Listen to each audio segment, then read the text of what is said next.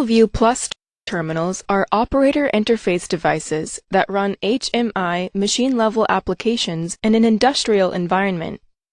There are different versions available of these terminals, such as the PanelView Plus 6, the PanelView Plus 7 Standard, and the PanelView Plus 7 Performance. These terminals connect to the controller and other devices through Ethernet IP. A PanelView Plus terminal needs to be configured before you use it. This configuration is carried out in the following situations: before communicating with a controller over an Ethernet IP network, after installing the terminal in a panel, while preparing to work with applications on the terminal.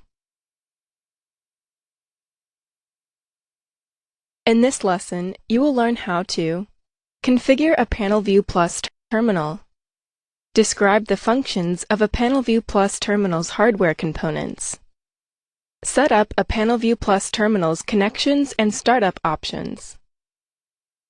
Here is a list of topics in the lesson. It is recommended you view the topics in the suggested order.